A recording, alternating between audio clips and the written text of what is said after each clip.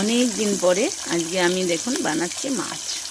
বেশ 1 মাস হয়ে গেছে আমি আজকে একটু মাছ বানাচ্ছি। তো বাইরে উনুনে, কেন আমার মা তো গ্যাসে মাছ বানানো হয় না, মা নিরামিষ। তো আমি এই যে উনুনে বানাচ্ছি মাছ। বেশি না, 6 পিস মাছ, এখানে 4 পিস দিয়েছি। এখানে রোদ্রু, ভীষণ রোদ্রুতে এরকম দেখা যাচ্ছে। তবে বানিয়ে নিই।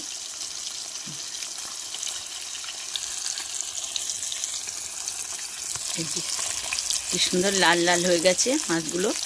4 পিস ভেজে তারপরে 4 পিস তুলে নিয়ে আবার 2 পিস দিব। 2 পিস দিয়ে তারপরে তরকারি বানাবো।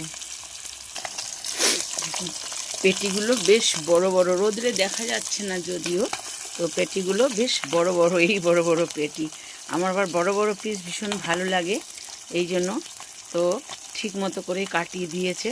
এই যে পেটি ভাজা হয়ে গেল, এবারে আমি তরকারিটা করে নেব। এই যে মাছগুলো ভেজে নিয়েছি, এবার ছায়াতে কিরম লাগছে, এই যে বড় বড় পেটি আছে। এবারে ওই তেলের মধ্যেই দিব আমি একটু জিরা, তো জিরা দিব। আর এই যে আমার মশলাটা দেখাচ্ছি, এই যে এই মশলাটার মধ্যে সব কিছু আছে। একবারে সব কিছু, কেন আমি তো মাছ রান্না করতে করতে হাত দিতে পারবো না। আমরা বলেইছি যে আমার মা রান্নাঘরে মাছ পেঁয়াজ কিছু হয় না, ওই জন্য আমি সব কিছু আগে নিয়ে নিয়েছি। এর মধ্যে রসুন, আদা, 2-4টে কাঁচা লঙ্কা, টমেটো, 2টো বাদাম, 2টো কাজু, সব আমি একসঙ্গে বেটে নিয়েছি। আর জিরা ধনে সব আমি একসঙ্গে বেটে নিয়েছি।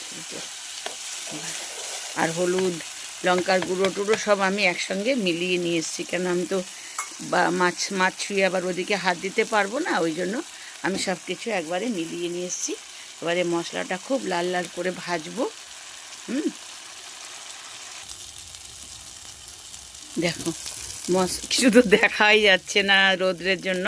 এই যে তাও, এই যে মশলাটা দিয়ে একদম যে তেল বেরিয়ে গেছে, মশলা একদম ভাজা ভাজা হয়ে গেছে। এবারে আমি দিব জল। কী করে, উনুনটা রোদ্রুতে হয়ে গেছে এখন। চলো, এই যে দিলাম জল, আর লাস্টে একটু গরম মশলা দিব। না, ঝোল তো একদম করব না, কেননা খাওয়ার লোক নেই। আর হলো ঝোল করেই বা কী হবে বেশি। আর কী জন্য বলছি, যে পারলে আপনারাও এরকম করে বানিয়ে একবার ট্রাই করে। আমরা তো বেশিরভাগ মাছটাকে ঝোলই রান্না করি, হালকা জিরে বাটা, এই তো অল্প দিব আর একটু।